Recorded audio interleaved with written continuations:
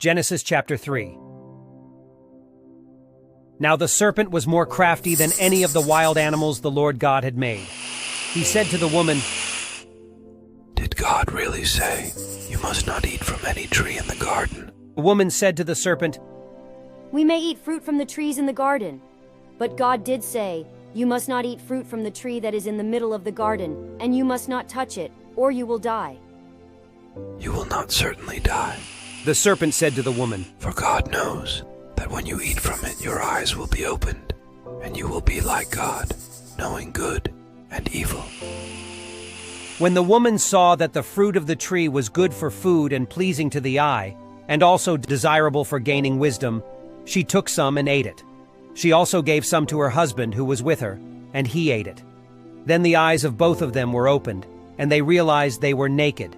So they sewed fig leaves together and made coverings for themselves. Then the man and his wife heard the sound of the Lord God as he was walking in the garden in the cool of the day, and they hid from the Lord God among the trees of the garden. But the Lord God called to the man, "Where are you?" He answered, "I heard you in the garden, and I was afraid because I was naked, so I hid." And he said, "Who told you that you were naked?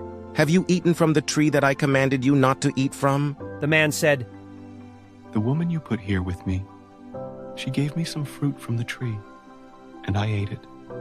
Then the Lord God said to the woman, "What is this you have done?" The woman said, "The serpent deceived me, and I ate." So the Lord God said to the serpent, "Because you have done this, cursed are you above all livestock and all wild animals. You will crawl on your belly, and you will eat dust all the days of your life. And I will put enmity between you and the woman, and between your offspring and hers. He will crush your head, and you will strike his heel." To the woman he said, "I will make your pains in childbearing very severe. With painful labor you will give birth to children. Your desire will be for your husband, and he will rule over you." To Adam he said, "Because you listened to your wife and ate fruit from the tree about which I commanded you not to eat from. Cursed is the ground because of you. Through painful toil you will eat food from it all the days of your life. It will produce thorns and thistles for you, and you will eat the plants of the field.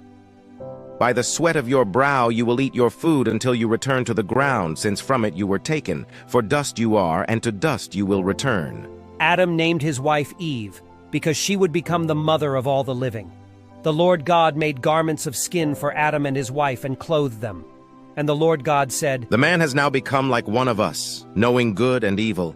He must not be allowed to reach out his hand and take also from the tree of life and eat and live forever." So the Lord God banished him from the Garden of Eden to work the ground from which he had been taken. After he drove the man out, he placed on the east side of the Garden of Eden cherubim and a flaming sword flashing back and forth to guard the way to the tree of life.